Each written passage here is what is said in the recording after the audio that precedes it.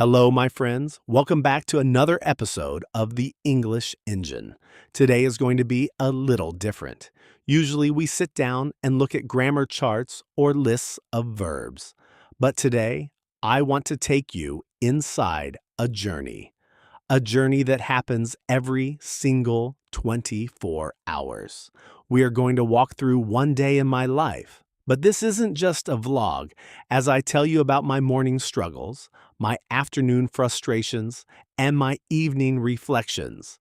I am going to teach you the high-level English you need to describe your own internal world. We're going to look at expressions that native speakers use when they are stressed, when they are focused, and when they are simply trying to survive a busy Tuesday. If you've ever felt like your English is stiff or textbook, this story is the antidote. Sit back, grab a coffee, and let's dive into the anatomy of a day. The story starts in the dark. It's 6:15 a.m. The world is silent. In the distance, I can hear the faint hum of a car on the road, but inside my room, it's just me and the shadows. Then it happens. My alarm goes off. Let's pause there. In English, we use the phrasal verb to go off for alarms. It's strange, isn't it? Go off usually sounds like something is leaving, but for an alarm or a bomb, it means it starts making noise. It explodes into the silence. Now, some people are morning people. They hear that sound and they jump out of bed. They are like a spring, full of kinetic energy, ready to run a marathon. To jump out of bed means to exit your sleep state with immediate physical action. Honestly, that is not me. I am the opposite. I lie there. I stare at the white paint on the ceiling. I listen to the rhythm of my own breathing. In these first 5 minutes, I am trying to gather my thoughts. Think about that expression, to gather your thoughts. Imagine your mind is a room where someone has thrown 1,000 pieces of paper onto the floor. Each paper is a worry, a task, or a memory. To gather them means to pick them up one by one and put them in a neat pile. You are organizing your internal world before the external world demands your attention. But as I lie there, the peace begins to dissolve. On this particular morning, my mind started to race. When your mind races, it's like a Formula One car driving in circles. Your thoughts are moving so fast you can't catch them. Did I reply to that student? Is the thumbnail for the new video ready? What am I going to eat for lunch? Why did I say that embarrassing thing 5 years ago? I could feel a physical weight on my chest because I knew I had a lot on my plate. This is one of the most common idioms in business and daily life. If you have a lot on your plate, you have a high volume of responsibilities.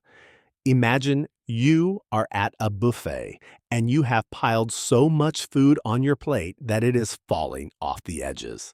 That is your life. You have too much to do and you're worried about dropping something. I thought about the emails I had been putting off. To put something off means to delay it. It's the thief of time. We put things off because they are difficult, boring, or scary. I had 3 difficult emails sitting in my inbox like monsters waiting to bite me. For a moment, the bed felt like a fortress. I wanted to stay there and hide. But then, I used a phrase that I want you to memorize. I said to myself, "Come on, Tom, get it together." To get it together is what we say when we are being emotional, lazy, or disorganized, and we need to return to a state of control. It's a call to action. It's the moment you stop being a victim of your thoughts and start being the boss of your day. I finally pushed the blankets aside.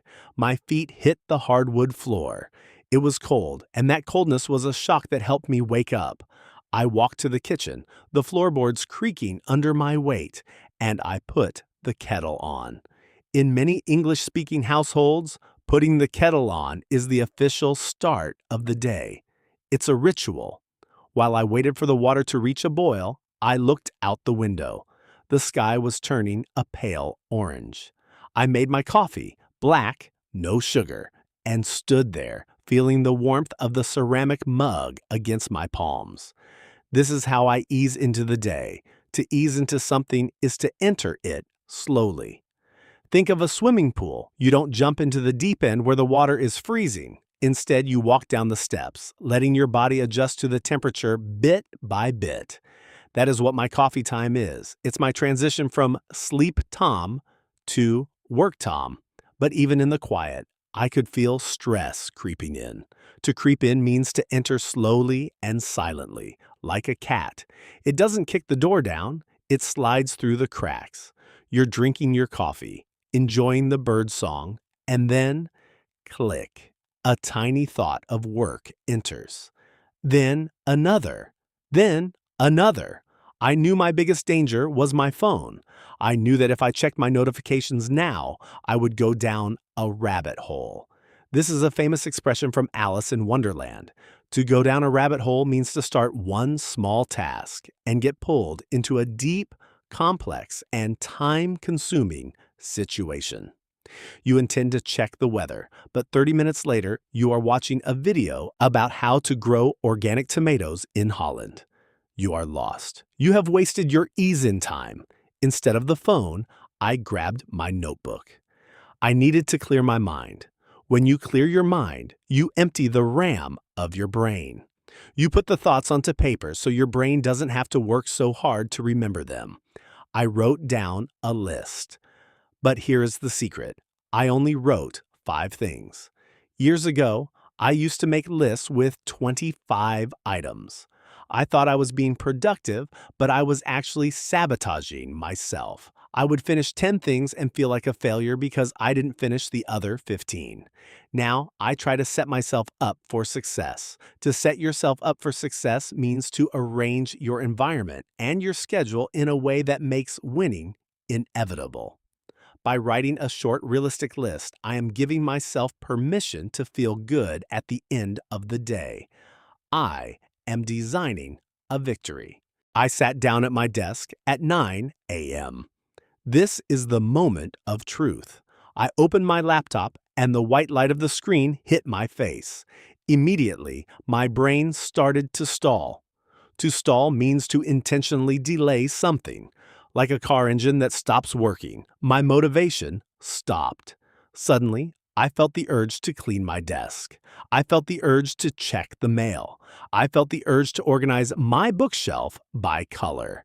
My brain was making excuses because the first task on my list, answering emails, was going to drain my energy.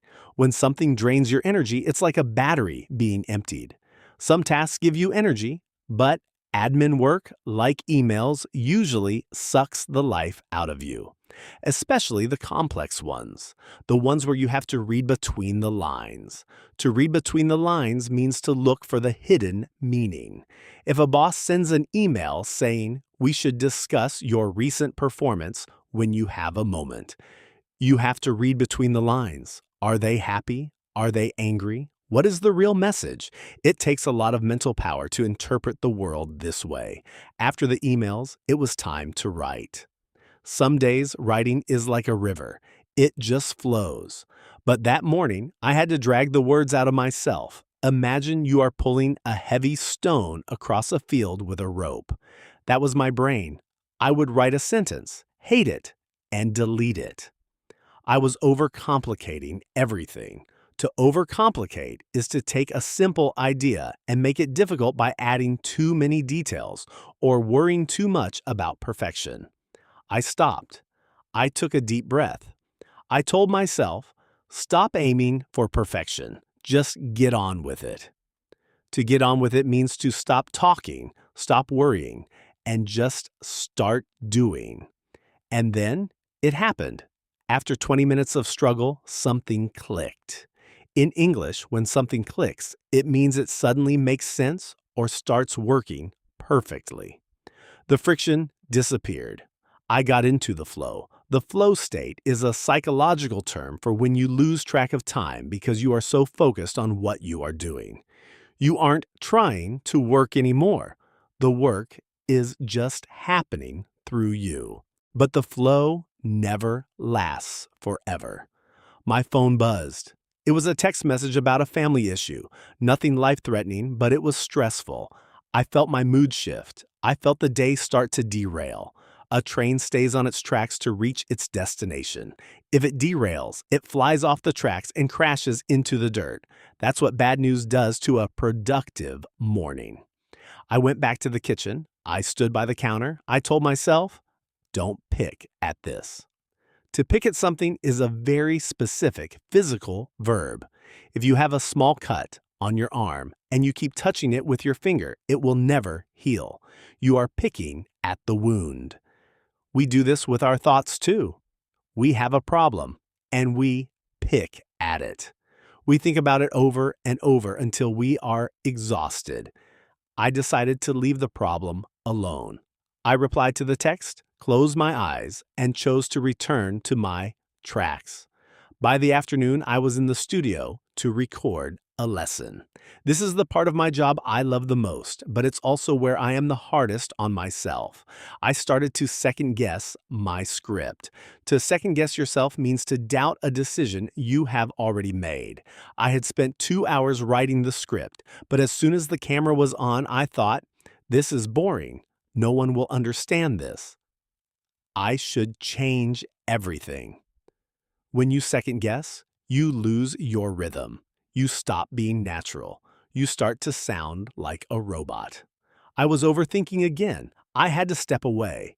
To step away means to physically leave the environment that is causing you stress. I went for a walk to the bakery on the corner. I didn't buy anything, but the smell of fresh bread and the sight of people walking their dogs helped me realize that the world is much bigger than my perfect script. I came back and finished the recording. It wasn't the greatest video ever made. I made a few mistakes. My hair wasn't perfect. But I showed up. This is perhaps the most important phrasal verb in this entire lesson. To show up doesn't just mean to arrive at a location. It means to be present and to do the work, even when you feel tired, even when you are doubting yourself, and even when you'd rather be in bed. Success in English isn't about having a perfect day where you learn 100 words and speak like a movie star. Success is about showing up for 15 minutes every day, even when your mind is racing and you have a lot on your plate. Now, as I stand here at the end of the day, looking out the window at the dark street, I feel a sense of peace. The day wasn't a masterpiece. I put off 2 of the items on my list. I second-guessed myself for an hour. I felt the stress creep in at lunch, but I got it together. I eased into the morning. I cleared my mind when things got heavy, and I didn't let the small problems derail my journey. Life is messy. Learning a language is messy. But if you have the right blueprint, the right expressions to describe your experience, and the right mindset to keep going, you are already winning. Thank you for joining me on this walk through my day. Now, I want to hear from you. What is one thing you have been putting off lately? Or what do you have on your plate this week? Tell me in the comments using one of the expressions we learned today. Remember, don't aim for perfection. Just aim to show up. I'll see you in the next episode of The English Engine. Keep practicing, keep growing, and keep being yourself. Goodbye for now.